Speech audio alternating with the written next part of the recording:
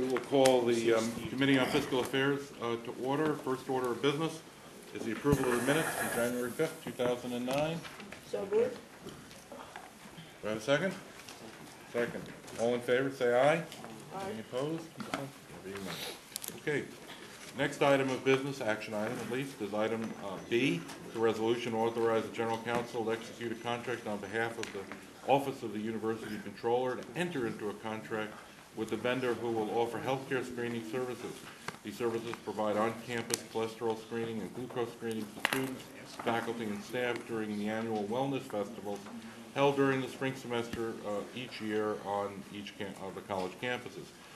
Such purchase shall not exceed a total estimated cost of $660,000 during the applicable fiscal year. The contract term shall be 5 years, with an option for the university to terminate on each anniversary date of the contract.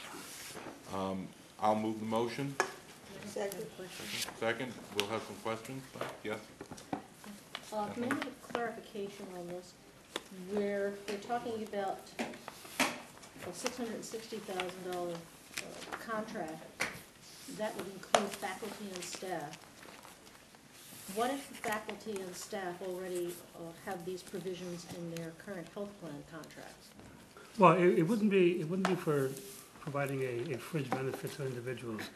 The college is engaged in wellness activities throughout the year, and they have certain expenses that are not individually based fringe benefits, but they are services that are provided on the campuses, and it's $660,000 over a 5-year period. It's a little over $100,000 annually. But it obviously, to the extent that one already has these services, these medical benefits, they wouldn't utilize them. Obviously, many of our students. Well, how would we screen that? Let's say I'm a staff member. If you just walked in and said, "Give me a cholesterol examination," even though I could get one in my, I'd have to get back to you on precisely how they would screen those who already have the benefit. But One of the things that we've done where and I was involved in this, and Kay, it's a really good question. For those who are covered by insurance, where we were providing free services similar to this, including blood pressure, the health insurance provider, in this case United Healthcare, paid for their portion of it. And so we might want to find out if there's a way to do this through those members of faculty and staff who are covered by the health benefits already paid for by the city university.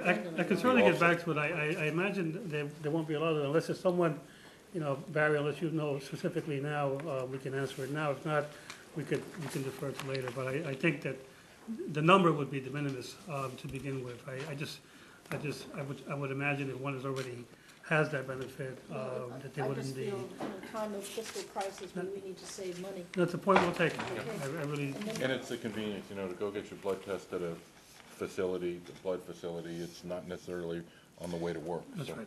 Right, and that holds true for students as Giving well. blood by faculty is If a something that student concerns is me. fully employed, full-time, there's a part-time student, there's a wellness fair on the campus, they stop by and they're entitled to these. Again, we're wasting money. No, it's a point well taken, and before the full committee, before the full board votes on it, I'll make sure you have the information and get the clarification. Second part of my question. Hold on, excuse me. Say it's the screening that they do. It is available to faculty, students, and staff. And as far as Can you speak in the mic, please? it is available to faculty, students, and staff. And as far as I know, there is no differentiation as to whether or not people are covered. The thing I would point out is that this is not the full type of screening. For example, cholesterol is basically it's the pinprick, and they test the blood that way. It's not where they're taking any sort of blood out of one's arm. The same thing is true for the glucose screening. So it's really a much more superficial, which would lead someone to say that perhaps they need to go with their physician and get a fuller examination. I guess it would be similar to something we do here, where we have a health fair and workers come down to check your blood pressure. So the cost of us, checking back to see if could have their blood pressure checked by their physician. No, it's not even that. I'm talking about if we're going to check for cholesterol, blood pressure, cancer screening, breast cancer, whatever, it can get a little costly. And if the individual has coverage elsewhere, why should CUNY pay for it? second part of my question is, the contract term shall be 5 years with an option to terminate on the anniversary date of the contract. Why are we going into a 60-month contract with a vendor? Because to me, that mitigates any future competitive bidding with other contractors. Well, it wouldn't be the first time we would try to leverage a contract over a 5-year period. 5 years is a long time. No, I recognize that, but it's on an annual basis. So on an annual basis, we would have to determine whether or not we want to exercise the option. So it's not a lock-in for 5 years. You have the option to go for 5 years and then come back to the board for authorization, but on a year-to-year basis, the determination has to be made whether we want it to continue. But certainly the leverage that you would get over entering into a 5-year contract is the reason to try to go for the 5 years, so you could maximize. What kind of leverage would we get? Well, every contract is different. It depends on who's providing the services and the terms and conditions under which they're. Are we already into a contract? Did we sign it already? Well, we've been providing these services, and we're now, deciding to renew these services. So again, So you're in a contract already? that is correct. We're currently providing the services, and we want to, go out and do it again for another 5 years. And With the same, no, well, yes or no? we'd have to enter into the contract, and you'd have to bid it, and it'd have to be, a responsible bidder responding, a committee is established to determine who the responsible bidder is, what's the best price for the university, like any other Okay. contract I that we enter asked, into. are you currently going into contract with the same contractor? No, we're going out to bid. We're not going Okay. necessarily with, it may be at the end of the day that the same vendor gets selected, but we won't know that until all the responses are in. I'd like the record to show that I'm not happy with a 60-month contract. Really not in these times, because as we move forward, and there are fiscal exigencies elsewhere, I'm sure there'll be other contractors coming up who will want our business, and we can be much more effective in negotiating with the cost. Part of it, Kay, is that, when you're doing this with the ability to end the contract annually, so you can rebid it again and Yeah. again and again if you see prices going down, instead of going through the actual process, the procedures, and following state law. But the point is, they could end it in any 12-month period, so that they have that luxury in the event that the marketplace stays stable. If the marketplace and prices go Yeah, down, they because if can it pull. starts going down, we're at a disadvantage. Agreed. Okay. Great. Thank you. All right, any other questions? Motion's on the table. All in favor, say aye. Aye. Any opposed? Motion carries. Report from the Vice Chancellor on budgets Okay. and the investment report. All right, thank you very much, and again, it's good to see you all again. Since we last met in January, a number of developments on the state budget side, and I'll begin with the state budget. Chancellor Goldstein traveled to Albany to testify before the Senate Finance and Assembly Ways and Means Committee. They and the legislature are wrapping up their hearings now or this week, and they're taking testimony on the governor's, two portions of the governor's budget. One, the governor's efforts to address the $1.7 billion shortfall in the current year, which for us means a challenge for the community colleges for potential $4.2 million reduction, and I'll come back to that in a minute. And of course, the chancellor's views on the state's overall executive budget. That for the senior colleges, just to recap very quickly, the budget for the senior colleges provides an increase of almost $51 million in overall support. That's an overall increase in funding of almost 3%. It includes reductions in state support of approximately $65 million, but that is offset by the actions of this board, by the recommendations in the executive budget for increasing tuition by $600 for the senior college full-time undergraduate students, and 15% across the board. For graduate students, it would be 20% across the board. So they have $115 million to offset their $64 million reduction in state support for a net increase of approximately $51 million. So we begin the budget with an increase in support to cover our mandatory costs, And in addition to covering our mandatory costs, the governor's budget, if you recall, provides the university the ability to get back some of the tuition revenue to make a modest investment program of $22 million. In the past, just to recap, the state traditionally would raise tuition to completely eliminate the state budget gap or partially eliminate the state budget gap. This will be the first time that we'll be able to use the revenue to make an investment program. We look forward to that budget holding in Albany between now and the time that it's adopted, so we could enter the fiscal year 2010 in a fairly stable budget environment. Of course, we'll have to watch developments very carefully because we believe we had a very stable budget environment last year. And of course, we know what happened. So we're challenged by the levels of uncertainty that we're all confronted with, but nevertheless, we are committed to crafting an investment program to maintain the university's full-time faculty that we've hired over the past 10 years, and certainly maintain that. We may not be able to grow it at the level that we would like to grow it in these times, but we can certainly do what we can to maintain that. And I'm sure you've heard from other trustees and other administrators here on the growth and the projected growth in our enrollment, and we're going to need to make that investment in full-time faculty to keep pace with the growth in enrollment. For the community colleges, it's a bit more of a challenging situation because they're recommending, as part of the 010 budget, a reduction of 10% in the support for base aid for community colleges. That translates not so much in a year-to-year cut of $16.8 million, but the absence of the additional revenue that we would need to meet the needs of that enrollment growth. The community colleges are funded by an enrollment formula that provides $2,675 per FTE. And since we've been growing the enrollment, that has generated additional revenue for the community colleges. And in fact, this budget provides for an additional $13.2 million in additional revenue from enrollment growth alone to offset this cut. So year to year, there's a reduction of $3.6 million, but we won't be able to meet the needs of the growing enrollment.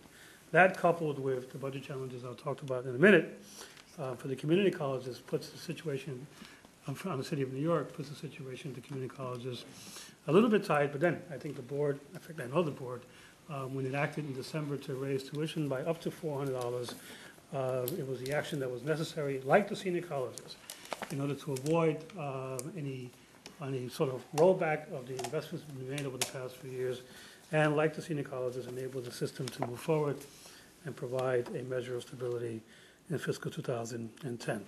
So, where we stand with the state is this week, I believe they're attempting to deal with the mid-year budget issue, so we'll know by the end of the week, and we'll certainly alert you, and the chancellor will alert you as to whether or not we're going to have to implement a $4.2 million reduction or not. And then the state of New York will then focus entirely on the fiscal 2010 picture, and a lot of things will affect that story. In addition to the operating budget needs, there are a number of financial aid proposals or changes in the TAP program that have been proffered by the executive that are being considered by the legislature, which will be costly. It will be costly to restore. The governor anticipates $47 million in savings as a result of the reforms, so-called, that are included in the governor's executive proposals, some of which I think are reasonable proposals, some of which we have some concerns about. In either event, regardless of how we feel about it, to the extent that the legislature attempts to restore resources to the financial aid programs, that will take away from their ability to sort of address the other budget issues. So it's the annual balance that they'll have to confront again in Albany, and we're watching it very, very carefully. So that's where we are on the state side. On the city side, the city administration released its update to the January plan a couple of days ago, and the preliminary budget for fiscal 2010. And I know there's lots of stories in the press about education and 23,000 firings and the like. The situation for the community colleges is as follows. You'll recall that the mayor had proposed a series of so-called PEGs, program to eliminate the gap, reductions when he issued his first modification in September. That included a mid-year reduction of $5.1 million for the community colleges in the current year and a $9.5 million reduction in fiscal 2010.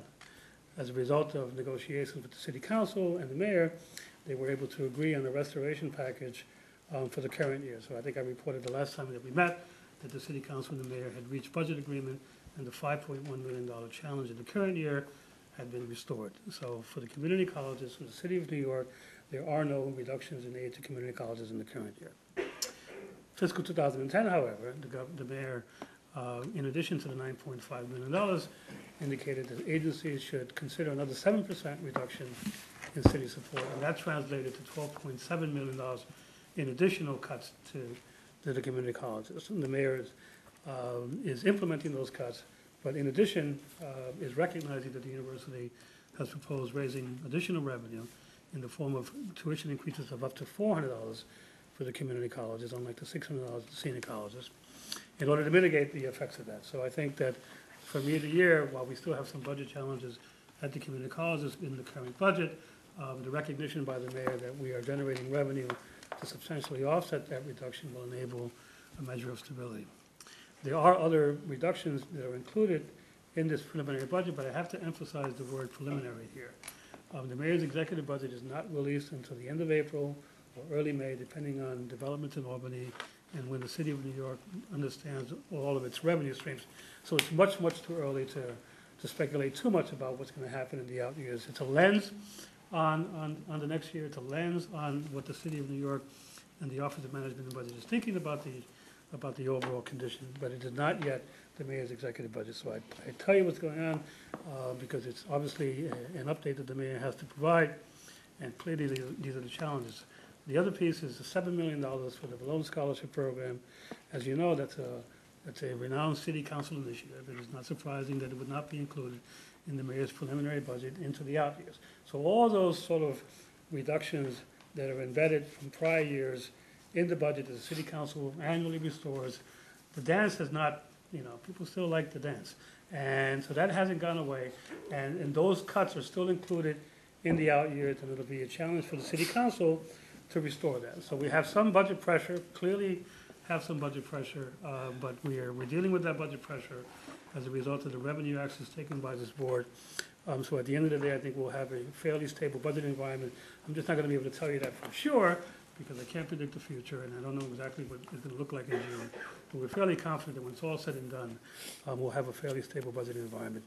And to the extent that the state of New York makes some relief on the $16.8 million, they may actually be a very substantial growth environment into community colleges. Because if the state of New York rejects the governor's recommendation, that will translate into another $17 million in aid to community colleges. And between that and those provisions in the law that require the city of New York to maintain effort, we may be in a situation at the community colleges where we'll be able to make more than a modest investment program in full-time faculty. And the growth of enrollment at the community colleges is greater than it is at the senior colleges, and we'll be able to meet the needs of that growing enrollment as well. So that is where we are with the city and state budgets. Any questions? Yes, Professor. I'd like to congratulate Vice Chancellor Malave and his staff and everyone else in the Chancellery for their really outstanding way of handling the current fiscal environment in the state. Keep it up. Please. I'll second that. I've never heard anybody talk so glowingly about a budget this time. However, when you talk about the dance, the guy on the other side, he wins dancing with the disco stars guy. all the time. It's because he doesn't know salsa from a merengue. And he knows the fiscal question. He's above the line. Anyway. This doesn't get it 2 minutes. No, it doesn't, but we're on camera, I think. I'm sorry. The investment committee report? Yes, I'd like to ask Janet Crone to come to the mic. Janet, thank you for your memorandum outlining the summary actions taken by the investment subcommittee. If you can, just sort of brief the committee on the specific actions that were taken as a follow-up, and what are our expectations for the April meeting of the investment committee, and one or two other highlights from the investment report showing how we did in the final month and the final quarter of this past year. All right. As you know, we proposed a new asset allocation, which was approved by the board in December.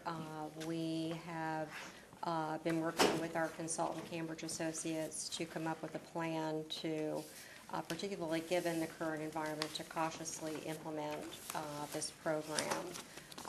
The priorities that we've established initially are to start by reducing our exposure to U.S. equity to the target allocation, to increase our allocation to non-U.S. or international equity, and keep everything else at the status quo for the time being. So we would not be making any changes to get into non-marketable or marketable, the non-marketable or private equity, areas at this time. We're also going to sit tight with the fixed income portfolio, given the tight conditions in the credit markets and the costs of transitioning there. How we're going to go about doing this is by through terminations within our domestic equity portfolio, 4 different mandates, 2 of which are small cap equity, and 1 is a mid cap equity, and the other is a large cap equity. This would free up approximately $26 million, which would then be redeployed to establish a more core index exposure for the domestic equity portfolio.